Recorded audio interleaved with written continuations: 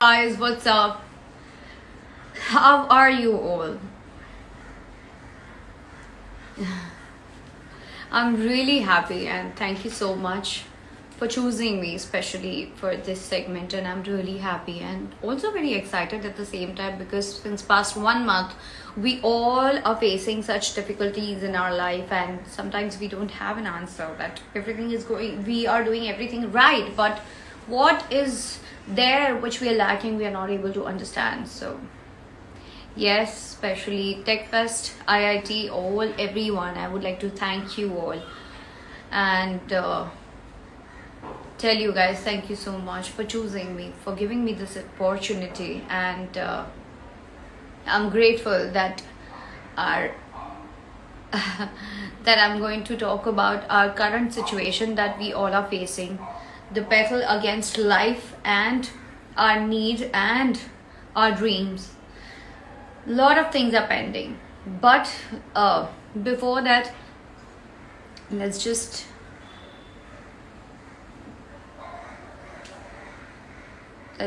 invite our guests.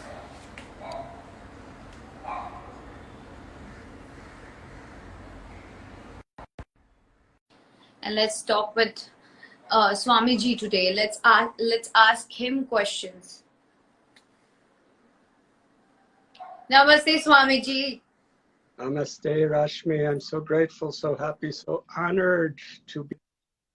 I'm blessed and lucky today. Thank you so much. Thank you. Thank you so very much. Swamiji, I had first when I got to know that this live session is going to be with you, I was like, I'm going to be the happiest person because since past 1 month, I think everyone in India are facing something or the other, some situations, and especially the pandemic is taking over. It's playing with our mind somewhere. So I really had this question to ask that to keep ourselves motivated, we make sure that we are working, we are reading, maybe we are pursuing our passion, but somewhere or the other we are not able to connect with our own self. And I really would like to know that how do you keep yourself motivated, how do you see things, and how do you see world, that vision, and that the filter we keep, the kind of need, and we run after all the superficial things and things we don't have.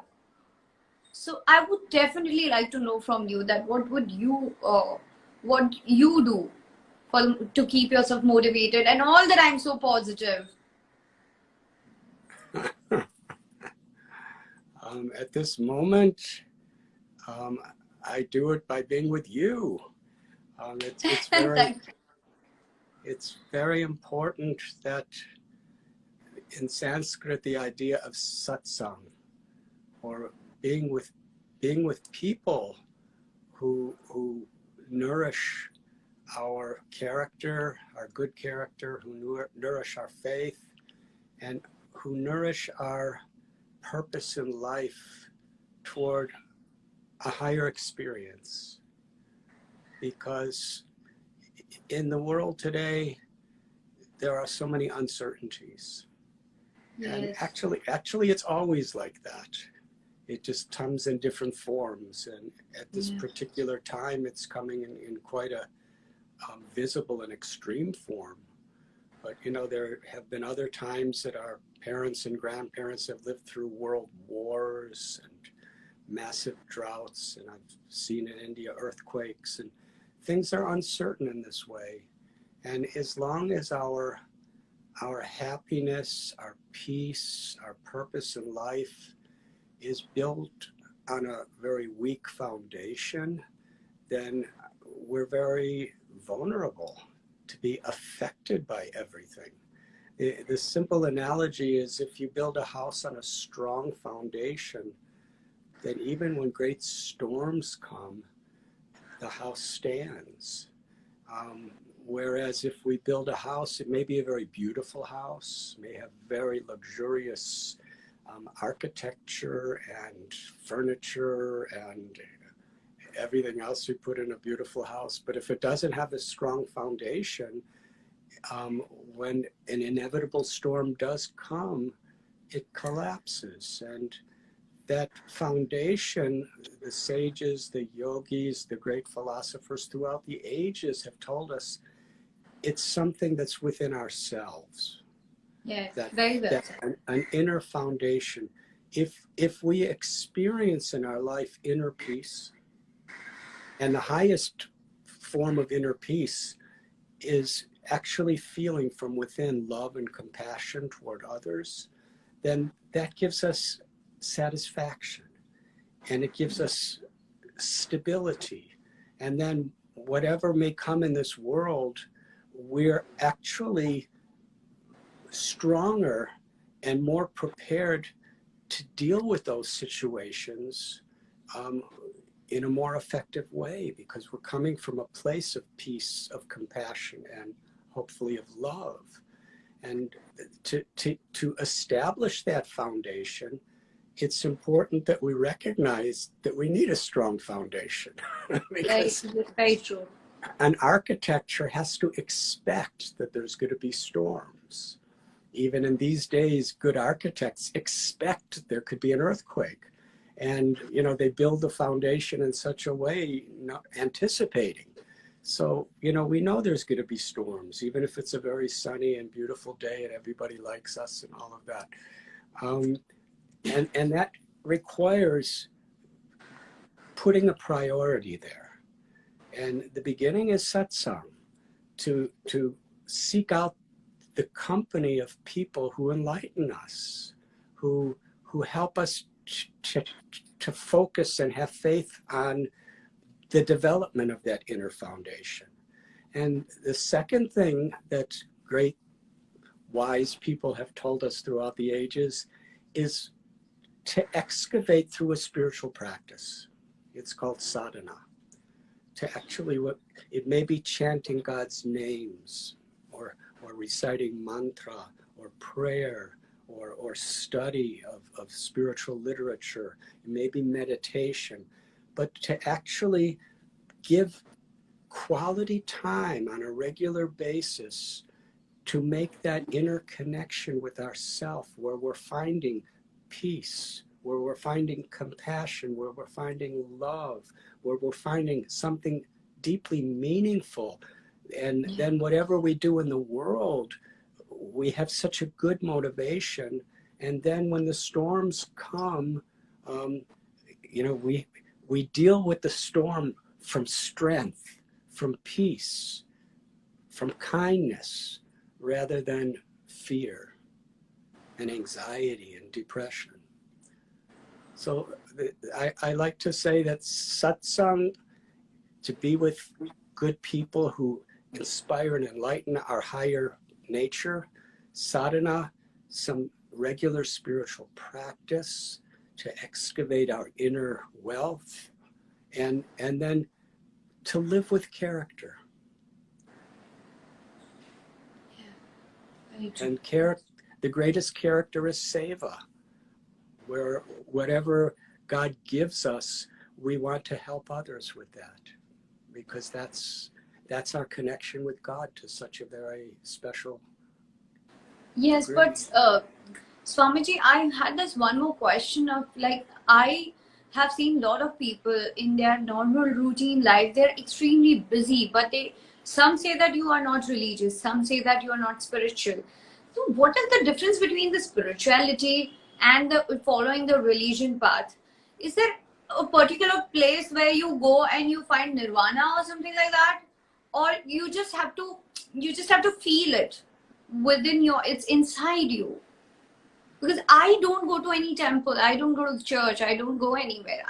If I feel like going, I would definitely visit, because I find those places are very spiritual, energetic. I get powers from that place.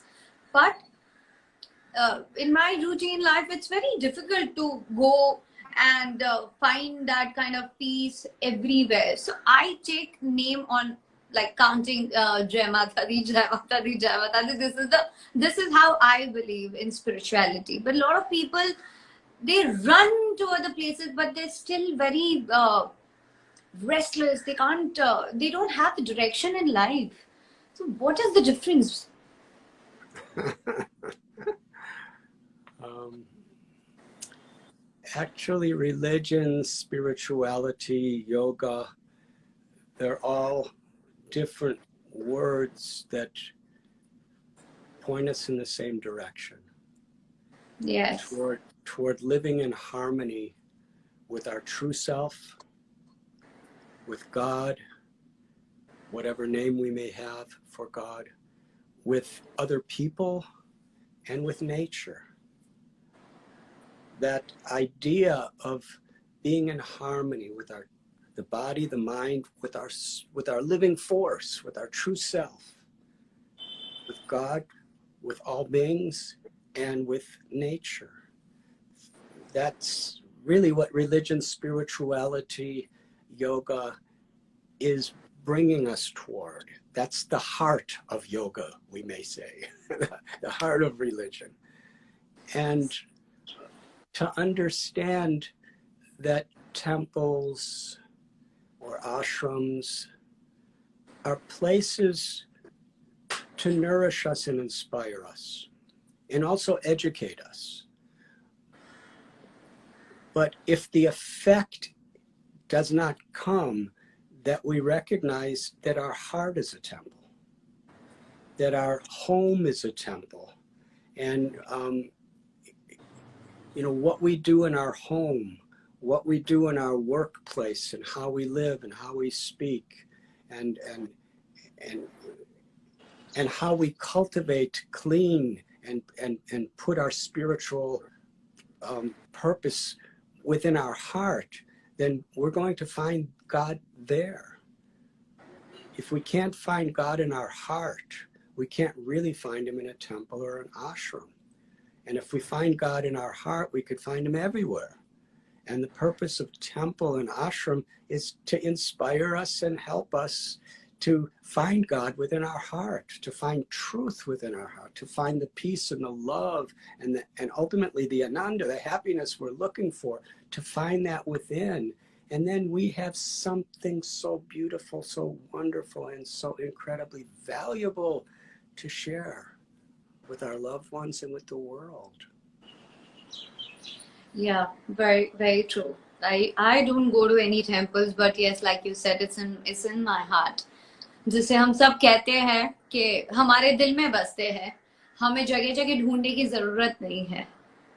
And on that note, I have one more question. That in today's youth is looking for a lot of dream. They're very ambitious. They're very outspoken, but they cannot face the rejection. They can't face the failure, and they're very and then they end up doing something wrong. And like, especially the pandemic, the way this we are facing, the entire world is facing the same problem, corona, COVID-19, and it's a flowing energy. That's what I feel. But a lot of people are committing suicide, and exit is the only way, because I have seen that people are not valuing their life the way they should. That they have earned so many things, they have achieved so many success, and they have so many dreams yet to live, but they actually easily choose to quit from the life. So how would you like to suggest to all the youth who are like only college going students, who are future of our nation?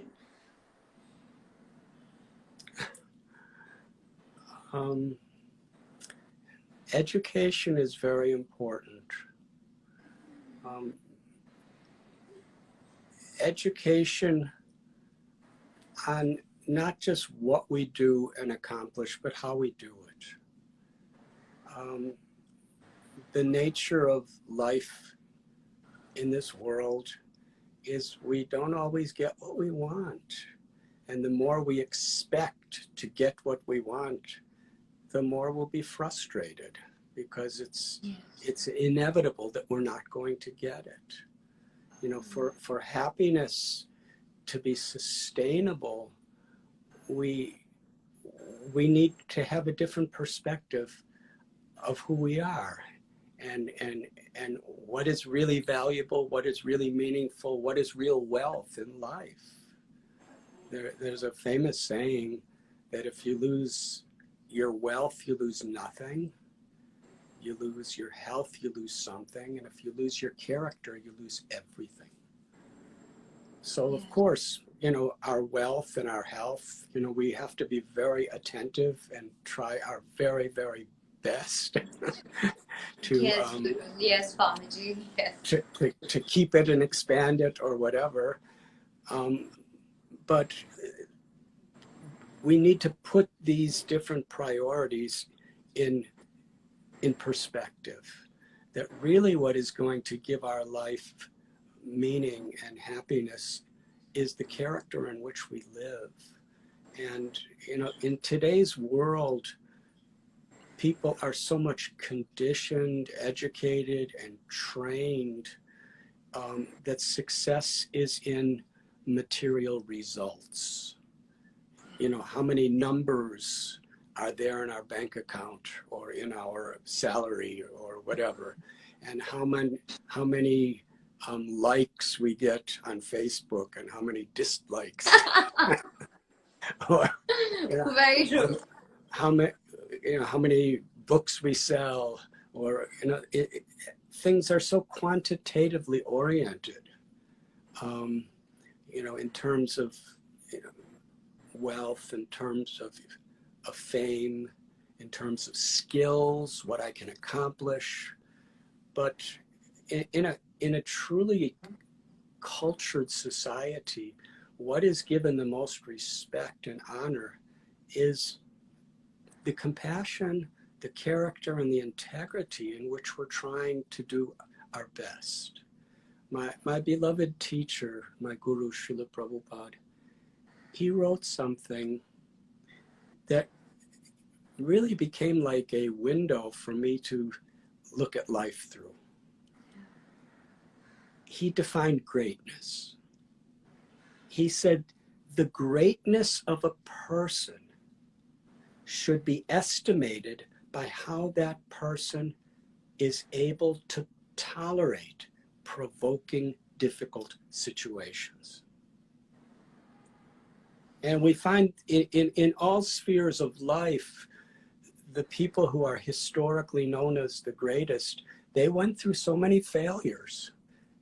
They usually went through so many upsets, so many heartbreaks, so much betrayal. And to do it really in a way that we're truly serving our self-interest and the self-interest of the world around us, it's important that we have a spiritual connection, because we learn so much of things, but do we know ourselves? The Bhagavad Gita, Krishna tells that there's this body which is sacred property, and there's the mind which is interfacing with the sacred property. But yes, who is the person? Who is the me? Who is the you that's actually subjectively living life through this mind and this physical body? It's the self. There are different names: Atma, Jiva, soul, living force, consciousness, but we are that. And there's a science for almost everything of this world. Technology is such an incredible, progressive way of interacting with the world through science. There's medicine, there's biology, there's the science of psychology, there's so many science. There's science within sports, cricket. But the most essential science is understanding who I am. And there are great science books which philosophically, logically, practically help us to get a direct personal experience of who I truly am. And the nature of the spirit is such an ananda, eternal, full of knowledge and full of happiness. And we all in this lifetime, we have the opportunity to to to open up that great treasure in our heart, to know ourself.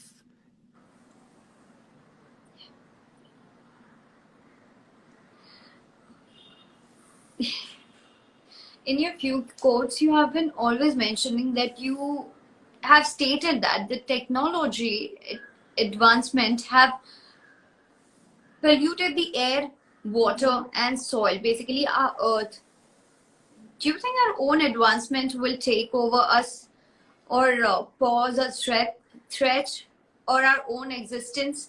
I have written this question so that I don't forget this. I have seen many of your quotes that you are mentioning about this thing, that it's polluting our earth. Mother Earth actually needs help. And now I agree with you. So I really, can you please put a light onto it? I would.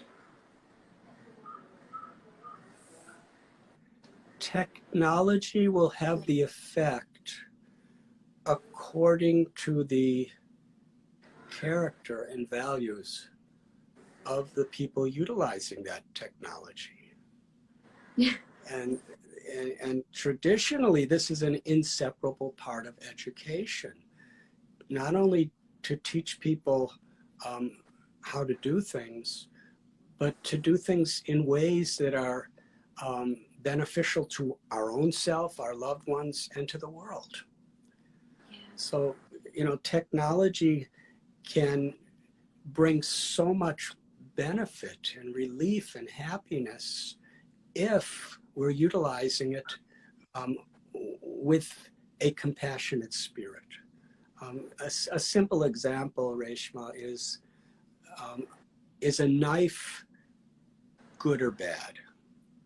If a knife is in the hands of a thief, that person will use the knife to kill someone and take whatever they have for their own selfish interest.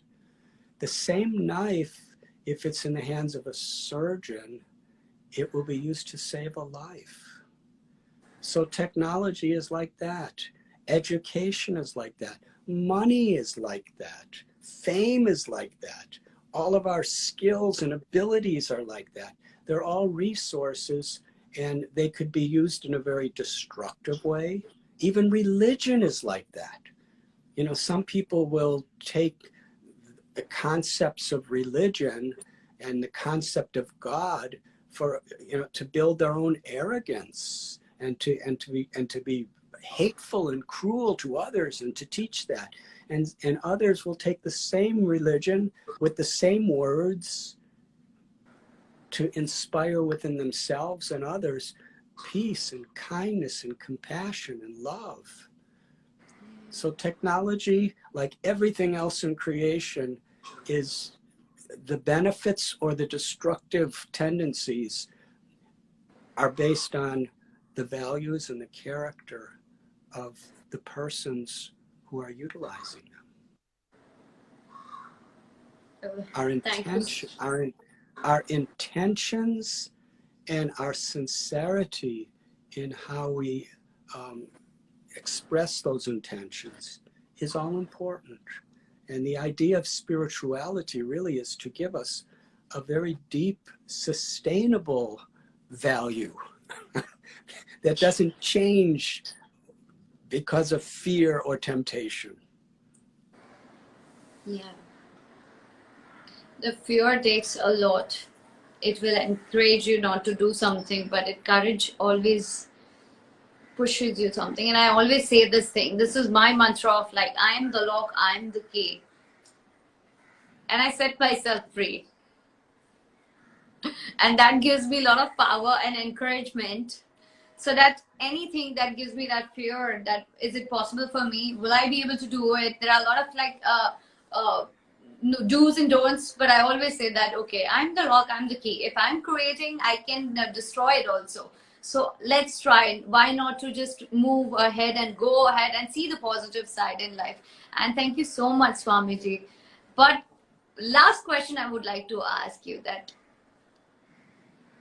you could have chosen easily a very good and luxurious life. Most heal the world. What made you do that? The connection wasn't so good. Could you ask that again?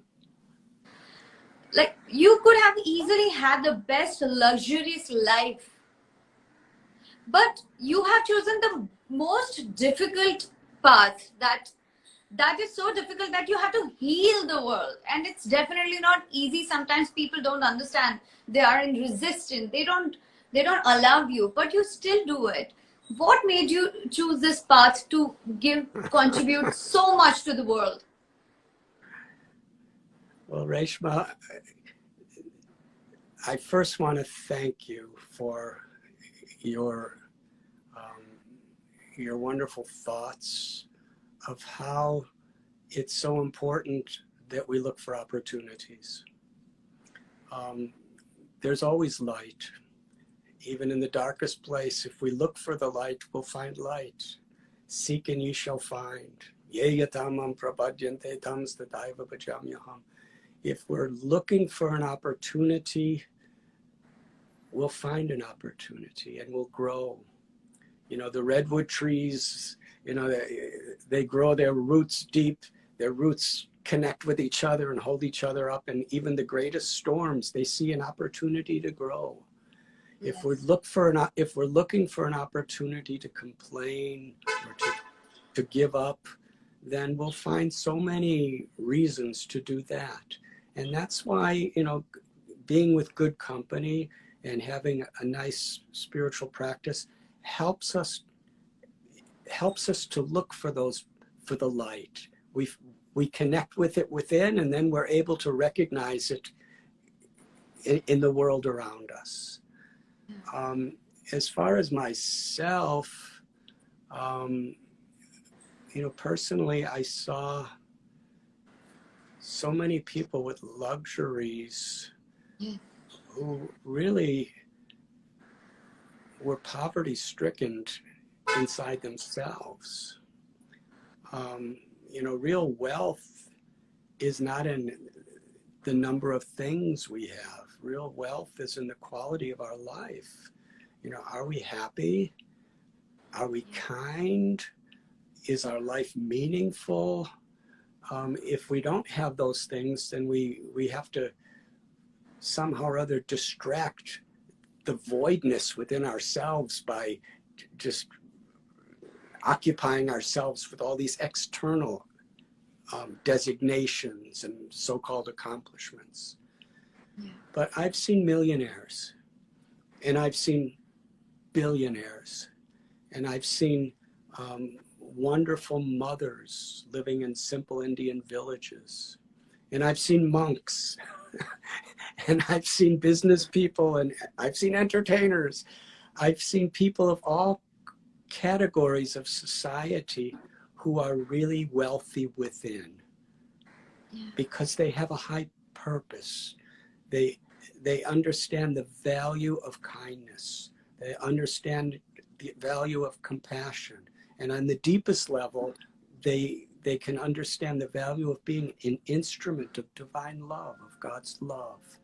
And I just identified that that's true wealth. And I chose this path, that it was my calling, for a simple reason, that I could just at least try to give my life for others, that the whole world becomes my family, because I'm not really trying to maintain a house, and I'm not maintaining a family, and I'm not maintaining all the different designations. I'm just a servant of society, and really that's what a Swami or a monk is supposed to be. Just somebody who, to be an instrument of God's love is my wealth, and I want to share with this with the world. And I'm so completely happy with this, and I'm just so happy to see other people successful. And when we're happy to see other people successful, that brings such inner joy to our hearts. When we're envious or we become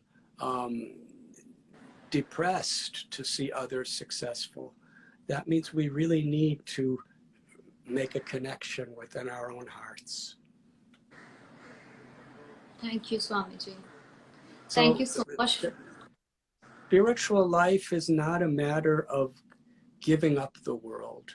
Spiritual life is living in harmony with the world. And Yes. in the Vedic scriptures, there are many stories of queens and kings who were the greatest saints. What to speak of everybody else? And we all have that opportunity. IIT, the future leaders of the world are so much being educated and groomed. The influence that all the students there could have is could change the world, providing the values, the character, and the interconnections that people have to utilize these gifts with kindness, with compassion, and with love. And Reshma, thank you for the opportunity that you're giving me to speak some of these ideas. Thank you so much. It's the all IIT student who have chosen you. I must say thank you to all of them to choosing both of us. I have got the wonderful opportunity to connect with you. I had you contributed so much to everyone who has attended this live, and I'm more I can't tell you that how overwhelmed I am right now. Thank you. And one of my friends, Rohit, he's a designer. He has told you Devanta and Hare Rama, Hare Krishna. Hare Krishna. I am so honored, so grateful that I met you today. And it is my hope and even my prayer that we could meet again very soon. Definitely. Once everything gets over and things are a little normal, I would definitely come and take the blessing from you by myself. Thank you. And I pray to all the people who are participating in today's conversation that, seek the true value of what life is. And I pray for your peace. I pray for your happiness. And I pray that we can all be showered by the monsoon rains of grace. Thank you so much, Swamiji. Hare Rama, Hare Krishna. Jai Shri Krishna. Hare Krishna.